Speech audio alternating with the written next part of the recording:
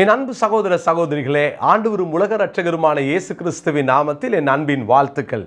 இன்றைய முத்தின் மூலமாக மறுபடியும் உங்களை சந்தித்து இந்த காலை நேரத்தில் உங்களை வாழ்த்துவதில் மகிழ்ச்சி அடைகிறேன்.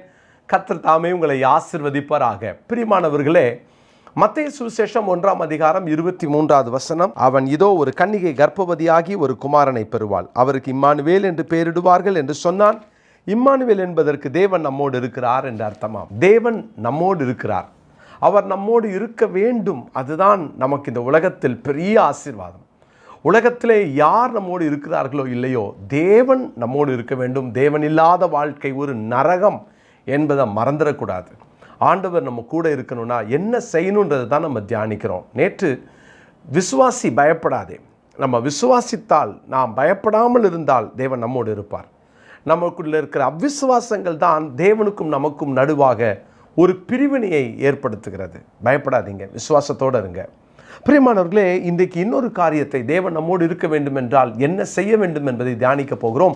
ஆமோஸ் தீர்க்கதரிசன புஸ்தகம் 5ஆம் அதிகாரம் 14வது வசனம், நீங்கள் பிழைக்கும்படிக்கு தீமையை அல்ல நன்மையை தேடுங்கள், அப்பொழுது நீங்கள் சொல்லுகிறபடியே சேனைகளின் தேவனாகிய கர்த்தர் உங்களோடே இருப்பார். உங்கள் கூட கர்த்தர் இருக்கணுமா? ஆமோஸ் தீர்க்கதரிசி மூலமாக ஆவியானவர் பேசுகிறத பாருங்க. அவர் சொல்கிறாரு, நீங்கள் பிழைக்கும்படிக்கு தீமையை அல்ல நன்மையை தேடுங்கள். அப்போது நமக்கு ரொம்ப அவசியமானது நன்மையை தேடினால் கர்த்தர் நம்மோடு இருப்பார். உண்மையில் இந்த காலங்களில் தீமையை தேடுகிற, தீமையை விதைக்கிற, தீமையை நினைக்கிற, தீமையை யோசிக்கிற, தீமையை சிலருக்கு செய்யலாம் என்று சுற்றித் திரிகிற கூட்டங்கள் மத்தியிலே நன்மையை தேடுகிற கூட்டத்தை கர்த்தர் எதிர்பார்க்கிறார். ஆனால் இன்றைக்கி நன்மை செய்கிறவர்களும் இல்லை, நன்மையை தேடுகிறவர்களும் இல்லை. நான் எதை செய்தாலும் இது நன்மையா தீமையா என்பதை யோசித்து செய்யணும். நான் பேசினால் அது நன்மையா தீமையா என்பதை யோசித்து பேசணும். நான் பார்த்தால் அது நன்மையா தீமையா என்பதை யோசித்து பார்க்க வேண்டும். ஆபிரகாம் பார்த்ததற்கும் லோத்து பார்த்ததற்கும் உள்ள வித்தியாசம் அதுதான். ஆபிரகாம் அங்கே நன்மையை பார்த்தான். அந்த நன்மை யார்? இயேசு. அவன் பார்த்ததெல்லாம் தேவனை பார்த்தான். ஏன்னா ஆண்டவரிடத்துல தான் நன்மை வரணும். வேதம் அதான் சொல்லுகிறது, நன்மையான எந்த ஈவும் பூரணமான எந்த வரமும் ஜோதிகளின் பிதாவினிடத்திலிருந்து வருகிறது. அப்போ நன்மையை பார்க்க வேண்டும் என்றால் நன்மையை கொடுக்கிற ஆண்டவர் நமக்கு முன்பாக இருக்க வேண்டும். நன்மையை தேடுங்க. ஆனால் லோத்து தீமையை பார்த்தான், தீமையை தேடினான், தீமையை நாடினான். விளைவு நமக்கு தெரியும். அருமையான தேவனுடைய பிள்ளைகளே, ஒருவேளை இந்த நாட்களில் நம்ம செய்வதெல்லாம் நன்மையா என்பதை யோசிக்க நாம் அழைக்கப்படுகிறோம். நீதிமொழிகளின் புஸ்தகம் 11ஆம் அதிகாரத்தின் 27வது வசனத்தை நான் வாசிக்கிறேன். நன்மையை ஜாக்கிரதையுடன் தேடுகிறவன் தயை பெறுவான், தீமையை தேடுகிறவனுக்கோ தீமையே வரும். நன்மையை ஜாக்கிரதையுடன் தேடுகிறவன், நீங்கள் செய்கிற காரியம், நீங்கள் போகிற வருகிற தொடுகிற பார்க்கிற எதையும் அது நன்மையாய் மாத்திரம் இருக்கட்டும். தீமை அப்படின்னு உங்கள் வாழ்க்கையில் தெரிஞ்சால் தயவு செய்து அந்த பக்கம் போகாதீங்க. நீங்கள் பேசுகிறதுனால ஒரு தீமையா அது உங்கள் ஆத்மாவை கரப்படுத்துமா, பிறருக்கு அது தீமையை ஏற்படுத்துமா? செய்யாதீங்க. அது ஒருவேளை பிறருக்கு நீங்கள் செய்கிற தீமை உங்களுக்கு நன்மையாய் அது வரலாம், நன்மையைப் போல இருக்கலாம். அவர்கள் தீங்கு அனுபவிப்பதனால் நீங்கள் நன்மையை அனுபவித்து கொண்டிருக்கலாம். தயவு செய்து சொல்லுகிறேன், அந்த தீமை உங்களுக்கு அது தீமையாய் வந்துவிடும். அதான் வாசிக்கிறோம், தீமையை தேடுகிறவனுக்கோ தீமையே வரும்.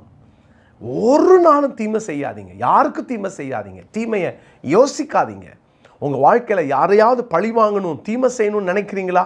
தயவு செய்து இன்றைக்கு மாற்றிக்கொள்ளுங்கள். அவங்க உங்களுக்கு தீமை செஞ்சிருக்கலாம், செய்யாதீங்க. நீங்கள் அதை செய்யாதீங்க, நாம் அதை செய்ய வேண்டாம். இன்னொரு வசனத்தை வாசிக்கிறேன். சங்கீதங்களின் புஸ்தகம் 52ஆம் சங்கீதம் 3வது வசனம், நன்மையை பார்க்கிலும் தீமையையும் யதார்த்தம் பேசுகிறதை பார்க்கிலும் பொய்யையும் விரும்புகிறாய். பார்த்தீங்களா, நம்ம இன்னைக்கு அப்படி இருக்கிறோமா? நன்மையை பார்க்கிலும் தீமையை விரும்புகிறோமா? யதார்த்தத்தை பேசுகிறத காட்டிலும் நம்ம பொய்யை விரும்புகிறோமா?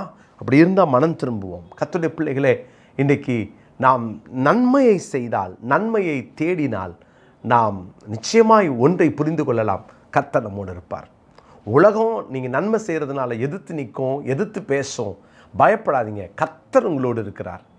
தாவீது சவுலை அங்கே பார்த்து சொல்லுகிறார், நான் என்னைக்காவது உனக்கு தீமை செஞ்சுருக்கிறேன்னா? பாருங்க, அந்த சவுல் எப்பொழுது பார்த்தாலும் தீமை செய்யணுன்றது தான் அவனுடைய நோக்கமாக இருந்துச்சு. ஆனால் சவுளுடைய முடிவை பார்த்தீங்களா? தாவீதுடைய முடிவை பார்த்தீங்களா? நன்மையே செய்வோம். காரணம், கர்த்தர் நம்மோடு இருக்க வேண்டும். இம்மானுவேல் நம்மோடு இருக்கிறார். அவர் நமக்கு நன்மை செய்கிறவராய் இருந்தார், இன்றைக்கும் நமக்கு நன்மை செய்கிறார். நாமும் நன்மை செய்வோம், நன்மையையே தேடுவோம்.